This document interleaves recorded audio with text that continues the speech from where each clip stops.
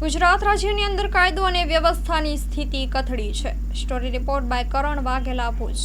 અત્યારે આપણે સમગ્ર ગુજરાતની જો વાત કરીએ તો કાયદો અને વ્યવસ્થાની પરિસ્થિતિ એટલી હદે કથળી ગઈ છે કે કોઈ સરકાર કામ જ ન કરતી હોય। ગુંડાઓ બેફામ બની ગયા છે। તમે દરરોજ બનાવો જુઓ ટીવી મીડિયામાં કે અત્યારે ગુંડાઓ ગુનેગારોને કોઈ જાતનો ભય રહેલો નથી આ સરકારથી। માત્ર ગૃહમંત્રી એક વાતો કરે કાયદામાં રહેશો તો ફાયદામાં રહેશો, પરંતુ અત્યારે ગુજરાતની હાલત આપણે દિવસા દિવસ એટલી અતિ ખરાબ થતી જાય છે।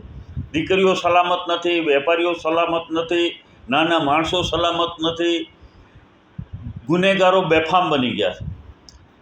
ગુજરાતમાં દારૂની રેલમ સેલ છે, વારંવાર દારૂ પકડાય છે, બુટલેગરો નથી પકડાતા। આપણે બધા જોઈએ, પોલીસ રોજ એક બે દિવસે નિવેદન કરે અમે આટલો દારૂ પકડ્યો, આટલો દારૂ પકડ્યો। ક્યાંય બુટલેગરો પકડ્યા હોય કે એને સજા થઈ હોય એવું તમે સાંભળ્યું ખરું? વચ્ચે કાયદામાં સુધારો પણ કર્યો આમાં કે અમે ગુનેગારોની બુટલેગરોની ખેર નથી એવો કાયદો અમે બનાવ્યો, પરંતુ એક પણ બુટલેગરને સજા થઈ હોય એવું આપણે કોઈ સાંભળ્યું નથી। અત્યારે કાયદો અને વ્યવસ્થાની પરિસ્થિતિ ગુજરાતમાં અતિ ખરાબ અને શરમજનક બાબત આ સરકાર માટે કહી શકાય। દાદાનું બુલડોઝર આમ કરી અને અમુક લોકોને ટાર્ગેટ કરવાનું આ સરકાર અત્યારે કામ કરી રહી છે સમગ્ર ગુજરાતમાં, જેના ભાગરૂપે ગુજરાતના ડીજીપી સાહેબે સફારા જાગ્યા અને તમામ આઈજી સાહેબ અને એસપી શ્રીઓની મિટિંગ લીધેલી અને એમાં જાહેર કર્યું કે 100 કલાકની અંદર ગુનેગારોની યાદી અમને મોકલાવો। કેટલા કલાક? માત્ર 100 કલાકની। અને દરેક જિલ્લાના પોલીસવાળા છે એ ધંધે અને કામે પણ લાગ્યા હશે ગુનેગારોની યાદી બનાવવા માટે। ત્યારે અમે કચ્છના બંને એસપીસીઓને આજે અમે પત્ર પણ લખ્યો છે કે તમે જે યાદી બનાવો એને સાર્વજનિક કરો તો અમને ખબર પડે કે ખરેખર તમે વાસ્તવિક જે ગુનેગારો છે એની યાદી મોકલાવી છે કે તમને પસંદ આવે એવા ગુનેગારોની યાદી મોકલાવી। આમાં પર ભેદભાવ ન કરજો। ખરેખર જે ગુનેગારો જ છે એની યાદી પહોંચવી જોઈએ। તો તમે જો સાર્વજનિક કરો તો જ અમે કહી શકીએ કે હજી આ ગુનેગારો બાકી રહી ગયા। અમે આપશું નામ, કદાચ પોલીસ પાસે ન હોય તો એવા ઘણા બધા ગુનેગારો કે ગુંડાઓ છે જેનાથી લોકો ડરે છે, લોકોમાં ભય છે, સરકારી સંપત્તિને ખૂબ નુકસાન કરી રહ્યા છે। બુટલેગરો છે, ખનીજ ચોરો છે, ગૌચર માફિયાઓ છે, ભૂ માફિયાઓ છે, આ બધાની ગુનેગારોની યાદી પોલીસ પાસે ન હોય તો અમે આપવા તૈયાર છીએ। યાદી સાર્વજનિક કરે અને લોકોને કહે કે અમે આટલી યાદી બનાવી છે। તો અમે આજે આ બંને બાબતે એક પ્રેસ નિવેદન પણ આપ્યું છે અને બંને એસપી શ્રી પૂર્વ કચ્છ અને પશ્ચિમ કચ્છ બંનેને કીધું છે કે તમે જે પણ યાદી તૈયાર કરો એને સાર્વજનિક કરો। બાકી તો માત્ર ને માત્ર લોકોને ગુમરાહ કરી કાંઈ કશું થવાનું નથી થવાનું। એનું કારણ એ કેટલા માટે કહીશ કે આપણે કચ્છ જિલ્લામાં તમે જુઓ તો ખનીજ માફિયાઓ બેફામ બન્યા છે। દરરોજ ખનીજ પકડાય છે, એને દંડ કર્યા છે રકમ મોટી।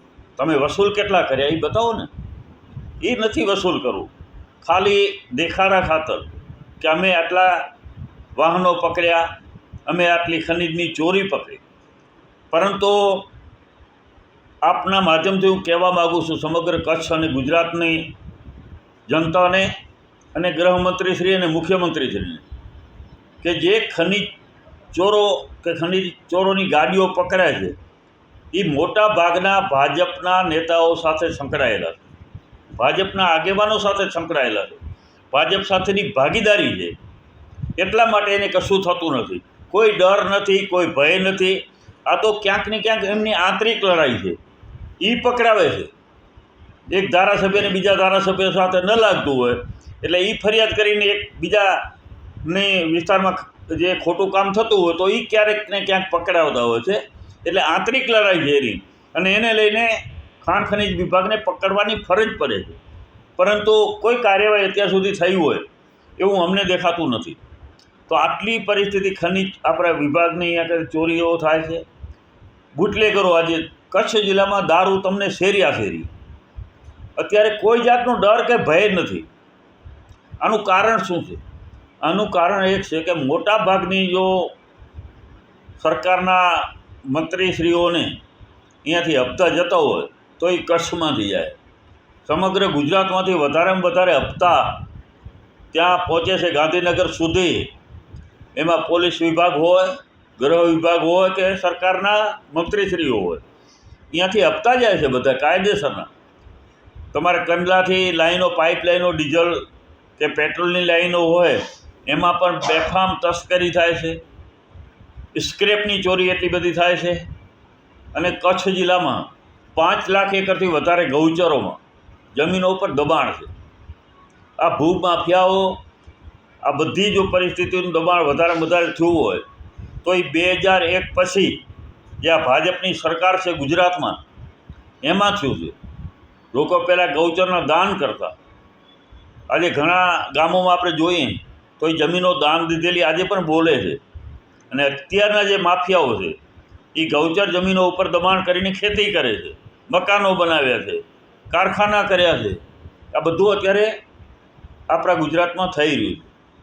તો આ વાત અમે એટલા માટે કહેવા માગીએ છીએ કે જમીનો ઉપરના દબાણ છે, દારૂનો છે પરિસ્થિતિ, અને અત્યારે તમે જુઓ તો ક્રાઇમ આપણે દિવસાદિવસ કોઈ સલામત નથી.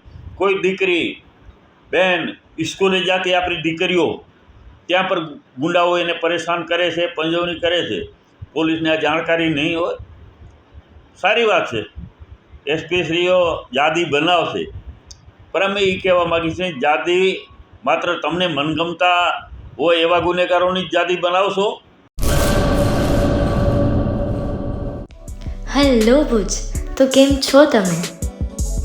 આજે હું તમને એવા શોરૂમની વિઝિટ કરાવું છું જે છેલ્લા 10 વર્ષથી કચ્છની જનતાના પ્રેમ અને વિશ્વાસથી મહેકતું લુગડા બજાર ફેમિલી શોરૂમ. આ શોરૂમમાં સ્ટાર્ટિંગ પ્રાઇસ 399થી છે, જેમાં kids wear, girls wear, boys wear અને જેન્ટ્સ વેર અને લેડીઝ વેરમાં પણ ન્યૂ વેરાયટીવાળું કલેક્શન પણ જોવા મળી રહેશે. અને જેન્ટ્સ માટે વેડિંગ કલેક્શન અને કુર્તા કલેક્શન પણ બહુ જ સારું છે. એનિમલ મૂવીનો પાર્ટ 2 આવે કે ના આવે, પણ એનાથી પહેલાં અમે લઈ આવ્યા છીએ લુગડા બજાર પાર્ટ 2, જેમાં તમને કિડ્સ વેરમાં વિન્ટર વેર સમર કલેક્શનનો ન્યૂ સ્ટોક આવી ગયો છે. લેડીઝ વેરમાં પણ ન્યૂ ડિઝાઇનમાં kurti, top and coat set best price थी स्टार्ट थाय छे. तो जेंट्स वेर में भी मिल जाएगा boss. Leather, jacket, brand pants and check shirts, formal shirts, track pants પણ બેસ્ટ થી બેસ્ટ પ્રાઇસ સાથે.